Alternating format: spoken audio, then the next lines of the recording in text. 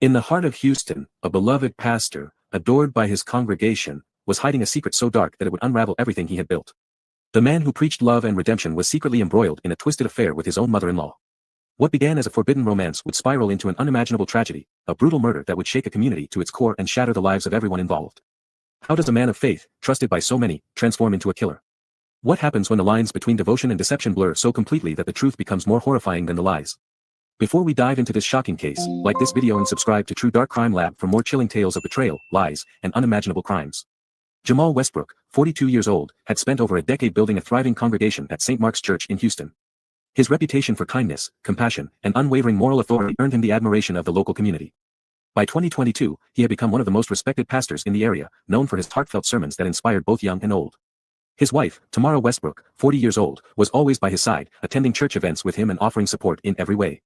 Their family, Jamal, Tamara, and their 16-year-old son, Ethan, seemed like the epitome of success, with their lives appearing flawlessly intertwined with their faith. Tamara, a former teacher turned full-time homemaker, was admired for her grace, elegance, and commitment to both her family and the church. She had married Jamal in 2004, and over the years, the couple had built a stable and enviable life together. Ethan, their son, was a bright and ambitious high school junior with dreams of attending a top university. His active participation in youth programs at St. Mark's and his friendly, charismatic nature made him a favorite among his peers and church members. To their community, the Westbrooks were a shining example of what a Christian family should be, devoted, hardworking, and in harmony with their values. Anita Matthews, Tamara's 60-year-old mother, was a widow who had always been a fixture in their lives. Living just 15 minutes away, Anita often visited the Westbrook household, lending a hand with family dinners, babysitting Ethan in his younger years, and offering moral support to Tamara and Jamal. Anita had always been seen as a loving grandmother and a wise elder in the family.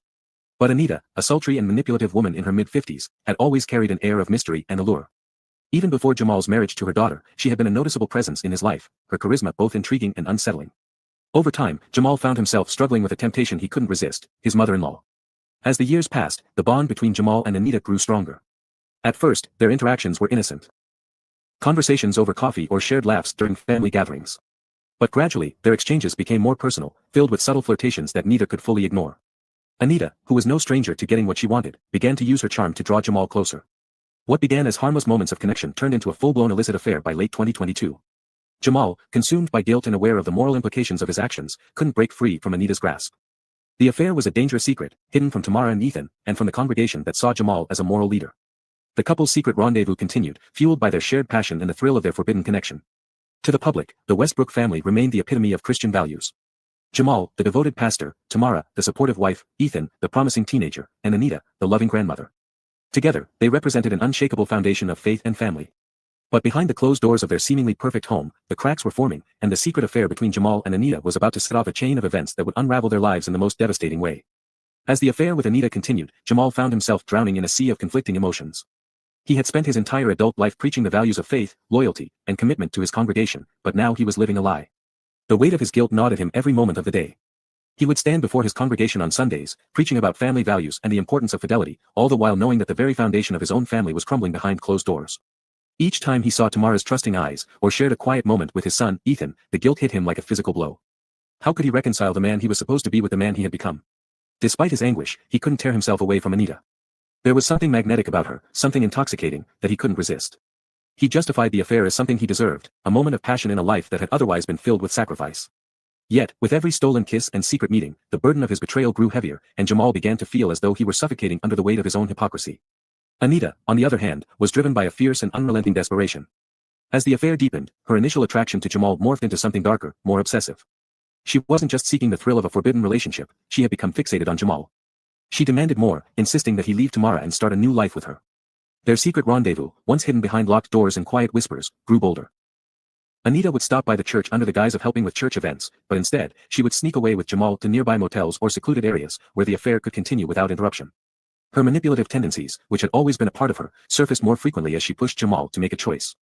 Her words, seductive and commanding, haunted him in every quiet moment. "You deserve to be happy, Jamal," she would say, her voice soft and coaxing, yet with an undeniable edge. "Tamara can't give you what I can.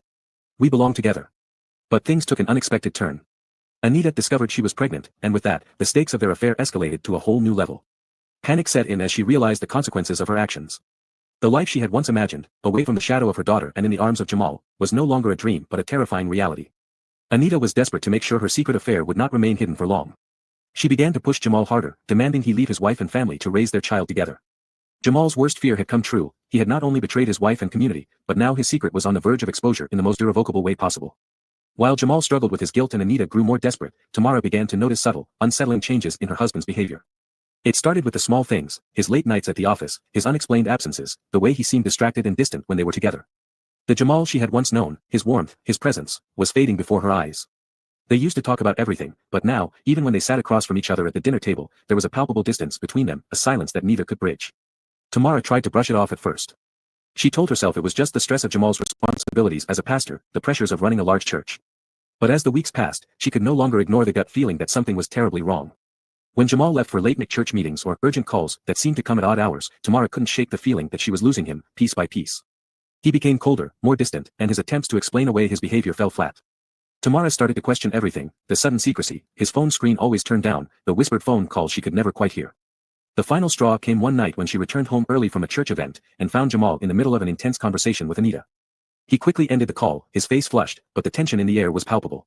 Anita's voice lingered in Jamal's mind long after the conversation ended, and Tamara's suspicion began to harden into certainty. Her husband was keeping something from her, but what could it be? She couldn't fathom that the truth would be something so devastating, so dark, that it would tear apart the very fabric of their family. As Tamara's suspicions grew, so did the emotional toll on Jamal. His guilt was now compounded by the fear of being found out, caught between the life he had built and the secret that was slowly suffocating him. Jamal Westbrook had never felt more trapped in his life. Every day felt like a countdown, each moment ticking away as the weight of his secret grew heavier. The affair with Anita had started as an impulse, an escape from the demands of his life as a pastor, a forbidden desire that had spiraled out of control. But now, with Anita's pregnancy threatening to expose everything, Jamal's carefully constructed world was on the verge of collapse. Anita had made her demands clear, either he leave his wife, Tamara, and build a life with her, or she would tell Tamara everything. The pregnancy had shifted the stakes of their affair to a new, unthinkable level. Jamal could no longer hide behind his excuses. The life he had built, his role in the church, the community that looked up to him, all of it was on the line. Anita's desperation mirrored Jamal's own guilt, and for weeks, the pressure had been unbearable. But Jamal had done his best to keep the two worlds separate. He had tried to stay connected to Tamara, to reassure her that everything was fine, that the distance she felt was just the result of his busy schedule. But Tamara wasn't naive, and slowly, the cracks in their marriage had become impossible to ignore. Tamara had always prided herself on her intuition. As a pastor's wife, she was used to knowing what was going on in her community, but lately, it felt like she couldn't even read her own husband. The subtle signs, his late nights at the office, his unexplained absences, and his increasing distance when they were together, had become impossible to dismiss. At first, she chalked it up to the pressures of his role at the church, but as time passed, her gut told her that something was terribly wrong. She noticed how his attention drifted during their conversations, his eyes darting to his phone whenever it buzzed, his body language pulling away from her touch. She could no longer ignore the whisper in the back of her mind that told her there was someone else. A betrayal was unfolding right under her nose, and though she didn't have proof, she could feel it in every fiber of her being. One night, after returning early from a church event, Tamara walked in on a conversation that would change everything. She had expected the house to be empty, but as she passed the living room, she heard Jamal's voice, a voice that was tight, hurried, as if he were trying to hide something. She froze in the doorway, her heart skipping a beat as she caught the tail end of a conversation between him and Anita. He quickly ended the call, his face flushed, and when he looked at her, the guilt was written all over him. Tamara didn't say anything at first. She just watched him, trying to process the weight of the moment. But the tension in the air was palpable. Something had shifted, and she knew in her bones that whatever it wasn't good. The next day, Tamara couldn't take it anymore. She had to know the truth, no matter how much it hurt. The lies had built up too high, and the weight of them was crushing her. She cornered Jamal after dinner, her voice shaking but resolute. "Jamal, we need to talk," she said, her eyes locked on his. Her heart was racing, but she wasn't going to back down. She had spent too many sleepless nights wondering what was really going on. This wasn't just about their marriage, it was about trust, about the foundation they had built together. Jamal, visibly shaken, avoided her gaze. His mind raced, torn between confessing the truth and trying to protect the last shreds of his life. But the truth could no longer be avoided. "I know," Tamara whispered, her voice thick with emotion. "I know something's been going on. I've been seeing it, the late nights, the phone calls, the way you've been acting. And I found the messages." Jamal's face drained of color. He opened his mouth, but no words came out. He wanted to deny it, to tell her that she was mistaken, but the guilt gnawed at him, suffocating him from the inside. Tamara pressed on, her voice steady but breaking. "It's Anita, isn't it? My mother. Tell me, Jamal. Is that who you've been seeing? Have you been lying to me this whole time?" Jamal's silence was all the confirmation she needed. Her world shattered in that moment. The woman she had trusted most in the world, her mother, had betrayed her. And the man she had married, the man she had given her heart to, had done the unthinkable. With a broken breath, Jamal finally spoke, his voice trembling. "Yes. It's true. I've been having an affair with Anita. And she's pregnant, Tamara." The words hit Tamara like a punch to the gut. She staggered back, her body trembling as the full weight of his confession crashed over her. Anita. Her mother. Pregnant. Her mind refused to process it, the images too painful to even comprehend. She opened her mouth to speak, but no words came. She just stared at him, her eyes wide with disbelief, as if the mere act of seeing him now, seeing the man who had broken her, was too much to bear. Jamal stood there, unable to reach out to her, unable to comfort her. His heart ached as he watched the woman he had once loved fall apart before him. There was no going back now. The truth had come out, and nothing would ever be the same. Tamara couldn't stay in the house any longer. She couldn't look at him. She couldn't be in the same space where this betrayal had festered. She turned on her heel and walked out, slamming the door behind her, leaving Jamal alone in the house that once felt like home. Jamal sank to his knees, tears streaming down his face as he realized the magnitude of what he had done. He had destroyed everything, the family he had built, the life he had promised to Tamara. And now, there was no way to undo the damage. The road ahead was one of regret, pain, and consequences he was too afraid to face. But Anita was still out there, her pregnancy a ticking time bomb. The fallout from this affair had only just begun. As the tension in the room reached its breaking point, Tamara and Anita stood facing each other, the air thick with betrayal and rage. Tamara's chest heaved as she tried to comprehend the devastation before her. Her world had collapsed, and in its place, there was only anger and disbelief. The woman who had once been a mother to her, the woman she had trusted implicitly, was now an enemy, someone who had destroyed everything she held dear. Anita, standing firm in her stance, was equally relentless. Her eyes, red from tears, glinted with determination as she stood before Tamara. "You don't understand, Tamara," she spat, her voice filled with venom. "I love him. I've always loved him. He's the one who makes me feel alive. You don't know what it's like to be in my position." Tamara's heart twisted as she took in Anita's words, the poison of betrayal seeping deeper with every syllable. "You're sick," she whispered hoarsely, her voice cracking. "How could you? How could you do this to your own daughter?" Anita stepped forward, her voice unwavering. "I didn't do anything wrong. I'm not the one who failed this family. You've always been so blind, Tamara. Jamal needed me. He came to me for comfort, when you couldn't give him what he needed." The cruelty of Anita's words cut through Tamara like a knife. Her hands clenched into fists, her nails digging into her palms as tears streamed down her face. She was trembling, her emotions too raw to contain, but her grief was quickly morphing into a searing fury. She wanted to scream, to tear Anita apart with her words, but she couldn't find the strength. Jamal, standing silently between them, was a broken man. He had never imagined it would come to this, a confrontation so brutal, so ugly, that it would tear apart everything in its wake. He could see both women, their faces twisted with pain and fury, and it made his stomach churn with guilt. His heart ached for Tamara, the woman who had loved him unconditionally, and for Anita, the woman who had trapped him in a web of lies and manipulation. But no matter how much he wanted to fix things, to undo the damage he had caused, it was too late. "Please," he said weakly, his voice hoarse as he tried to intervene, "stop. This isn't helping anyone. We need to talk about this calmly." But his words were drowned out by the rising voices of the two women, neither willing to back down, neither willing to let go of their claim on him. Tamara's words were sharp, accusing, filled with the bitter sting of betrayal. "You've destroyed everything, Mom. You've stolen my family, my happiness. How could you be so selfish?" Anita's retort came quickly, her face flushed with fury. "I didn't steal anything. Jamal made his choice. He chose me, Tamara, and you know it." Jamal's breath quickened, the tension in the room suffocating him. The walls seemed to close in, and the weight of the situation was becoming unbearable. His hands were shaking, his mind racing with thoughts of what to do next. But there was no escape, no way out of this mess he had created. His emotions boiled over, guilt, fear, anger, and all of them swirled together, a toxic cocktail that clouded his judgment. The argument escalated rapidly, words no longer enough to contain the rage that was brewing. Tamara and Anita's voices became a blur of accusations and insults. Jamal's breathing grew frantic as his chest tightened with panic. He could feel himself losing control, the world around him spinning out of focus. In that moment of pure desperation, Jamal's mind snapped. His emotions reached a breaking point, and before he even realized what was happening, his body moved on its own. He lunged at Anita, his hands grabbing anything they could find to silence the chaos. There was a heavy, cold object within reach, a brass lamp, its weight solid and unforgiving. In one swift motion, Jamal grabbed it, his hands trembling with the intensity of his inner turmoil. Without thinking, without pausing to consider the consequences, he swung the lamp at Anita with a force that sent a shockwave through the room. The sound of impact was sickening, a dull thud followed by the sickening crack of bone. Anita's body crumpled to the floor, her head snapping back as the lamp collided with her skull. Her eyes went wide in shock, and for a brief moment, she staggered, trying to regain her balance. But the blow was too much. She collapsed onto the ground, her body twitching briefly before going still. The room was suddenly silent, save for the heavy, ragged breathing of Jamal and Tamara, who stood frozen, her face contorted in disbelief. Jamal stood over Anita's lifeless body, the lamp still gripped tightly in his hands. His heart was pounding in his chest, his mind reeling as the reality of what he had just done began to sink in. The woman who had torn his life apart, who had pushed him to this breaking point, was gone. For a long moment, Jamal stood there, unable to process the gravity of his actions. He could barely breathe as the horror of the situation crept in, the consequences of the violent act so immense that they suffocated him. His body was frozen, his mind screaming in disbelief. Tamara, too, was still, her eyes locked on Anita's body, unable to fully comprehend the scene before her. The woman who had betrayed her, who had destroyed her family, was now dead, killed by the very man who had once promised her forever. She couldn't bring herself to move, to speak. The weight of the tragedy crushed her, and she simply stood there, her heart heavy with sorrow and disbelief. Jamal's knees buckled as he sank to the floor, the lamp slipping from his grip and rolling away. The air was thick with the smell of blood, the room heavy with the stench of death. He stared at the lifeless body before him, the magnitude of the destruction he had wrought weighing on him like an anchor dragging him to the depths. His mind was no longer rational.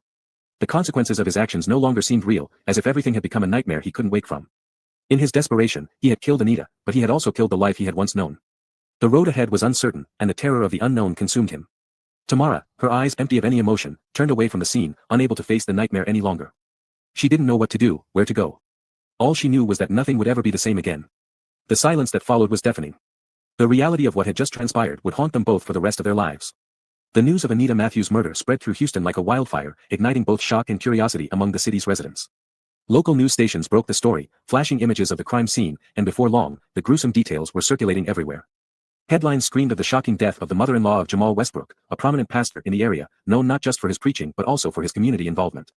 The connection to the powerful, respected religious figure only added fuel to the fire, making the case one of the most talked about events in recent memory. As the story hit the news waves, the public response was immediate and intense. Jamal, who had vanished without a trace after the murder, became the prime suspect. The police quickly issued an arrest warrant, launching a manhunt to locate the missing pastor. The local news stations were flooded with speculation, each reporter offering their own theories about the motive behind the crime. Some suggested that the affair between Jamal and Anita had reached a boiling point, others pointed to the pressure Jamal had faced balancing his role as a beloved pastor with the secret life he had been leading behind closed doors. As the investigation intensified, the community's reaction remained split. Some people, devoted followers of Jamal's ministry, rallied behind him, defending his actions as a result of an overwhelming emotional burden. They argued that Jamal had been trapped between two women, both of whom he loved in different ways, and that the toll of this internal conflict had broken him. "He's only human," one parishioner remarked in an interview, her voice filled with sympathy. "He didn't deserve to be torn apart like this." To some, Jamal's affair was understandable, a result of temptation and miscommunication, and they couldn't bring themselves to believe he was capable of murder. However, for many others, the revelation of Jamal's affair, coupled with the brutal violence of the murder, painted a much darker picture. To them, Jamal was no longer the compassionate, God-fearing man they had admired, but a cold-blooded killer who had let his desires ruin his family and his faith. Social media platforms were flooded with outrage, with hashtags like #JusticeForAnita trending across Twitter and Facebook. Videos began circulating of people protesting outside of the church, demanding answers, while others took to the streets to express their disbelief over the betrayal. The question on everyone's mind remained the same: how bring her husband's betrayal, her voice breaking as she recalled the pain of learning that the man she loved with apologies and promises to figure things out. The last few exchanges before the murder were particularly telling, with Anita becoming more insistent. Passing day, the walls began to close in on Jamal. Authorities reviewed hours of surveillance footage from local businesses, tracing his last known movements, but it wasn't until investigators turned their focus to his past that the pieces began to fall into place. Detectives began to delve deeper into Jamal's history, speaking with former colleagues, friends, and acquaintances who painted a picture of a man who had always been consumed by the pressures of his role as a pastor. Jamal was described as someone who had worked tirelessly to maintain his image, but there were whispers of a darker side, a side that included a secretive nature, a controlling personality, and a tendency, sometimes full of doubt, but always leaving room for hope. He promised to figure things out while simultaneously managing the deadly confrontation. By the time Jamal was apprehended, he had become a figure of both sympathy and outrage. His disappearance had only fueled the speculation: where was he? What was he hiding? Had he truly planned the murder, or had the situation simply spiraled out of control? Despite his efforts to disappear, the authorities closed in on a small, nondescript motel room in a neighboring city, where Jamal had been holed up for days. He was arrested without incident, but his demeanor was telling. His face was gaunt, his eyes hollow, as if the weight of his actions had finally begun to take its toll. Jamal was brought back to Houston, where he was charged with first-degree murder in the death of Anita Matthews. The trial that followed would become one of the most highly publicized cases in the city's history. The courtroom was packed with spectators, journalists, and members of the media who had been following the case from the beginning. As Jamal entered the courtroom, his once pristine image had been shattered. Gone was the well-dressed pastor who had commanded the respect of his congregation. Instead, he was a man broken by guilt, fear, and the realization that his world was collapsing around him. The trial was a battleground, with both sides presenting compelling arguments. The prosecution, led by a determined district attorney, painted Jamal as a man who had intentionally planned the murder, driven by the need to silence Anita and cover up his secret life. They argued that the affair was not simply a mistake or a lapse in judgment, it was a deliberate choice that Jamal had made over and over again. The pregnancy, they said, had been the final catalyst, pushing Jamal to take extreme measures to preserve his reputation and avoid the inevitable fallout. The evidence of Jamal's betrayal, his efforts to keep the affair hidden, and his actions leading up to the murder painted a clear picture of a man who had committed the crime in cold blood. The prosecution's case was supported by the voice recordings, text messages, and testimony from witnesses who had seen Jamal's erratic behavior in the weeks leading up to the murder. His growing anxiety and emotional instability were undeniable, but the prosecution argued that this was not an excuse for murder, it was the result of a man who had chosen his desires over his responsibilities and had become so consumed by his own lies that he resorted to violence to silence the truth. On the other side, the defense team argued that Jamal had been acting in the heat of the moment, overwhelmed by the betrayal he had experienced from both women. His relationship with Anita, they claimed, had begun innocently but had spiraled into something he could no longer control. The defense portrayed Jamal as a man who had been pushed to his breaking point, caught between the love he felt for Anita and the duty he had to his family and community. They argued that while Jamal had made mistakes, his actions that night had not been premeditated. The defense also highlighted Jamal's mental state, suggesting that the pressure of maintaining his public image and the weight of his guilt had clouded his judgment, leading to a tragic, impulsive act.